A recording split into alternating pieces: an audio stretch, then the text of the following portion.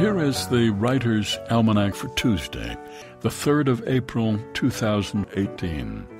It's the birthday of Washington Irving, born New York City, 1783, after the end of the Revolution, named for George Washington, the great hero of the day.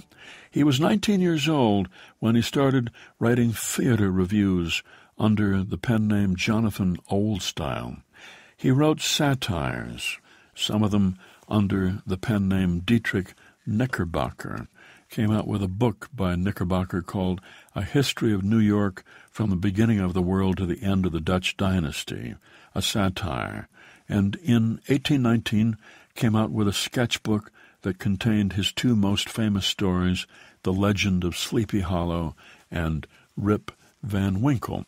Washington Irving wrote a collection of sketches called Old Christmas, which revived some old English Christmas traditions and helped to promote the holiday in America. Charles Dickens gave Irving credit for much of the portrayal of the holiday in A Christmas Carol. It was Washington Irving who gave us Santa's flying sleigh. It was Washington Irving who gave New York City the nickname Gotham, and his pen name, Dietrich Knickerbocker, came to be applied to New Yorkers. They were called Knickerbockers, and that is where the New York Knicks basketball team got its name. The Pony Express began mail delivery on this day, 1860, between Sacramento and St. Joseph, Missouri. The couriers carrying a pouch of mail, newspapers, 1,800 miles in 10 days. It only lasted for a year, and then a telegraph line was completed between California and Missouri, and the horses found something else to do.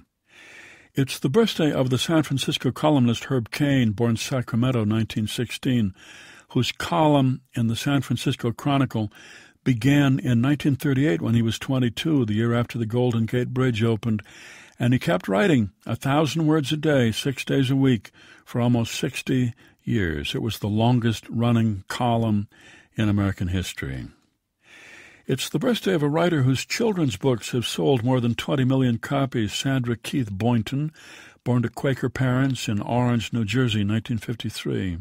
She majored in English at Yale, became a designer of greeting cards. It was she who designed a happy birthday card with a hippopotamus, a bird, and 2 sheep on it that said Hippo Birdie 2 U's, which sold 10 million copies.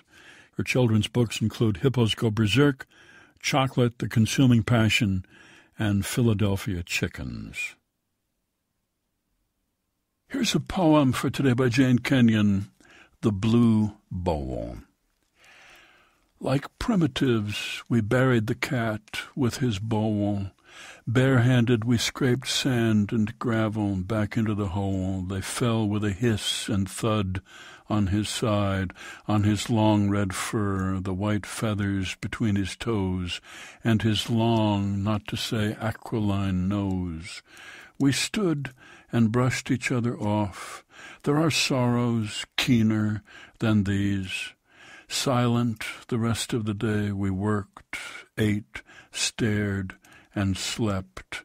It stormed all night, now it clears, and a robin burbles from a dripping bush, like the neighbor who means well, but always says the wrong thing. The Blue Bowl by Jane Kenyon from her collection Otherwise, published by Grey Wolf Press, and used by permission here on the Writer's Almanac, supported by the Poetry Foundation. Throughout the month of April, their favorite poem project, Florida, invites Floridians to submit their favorite poem. Florida-based listeners can submit their nominations at poetryfoundation.org/favorite poem Florida.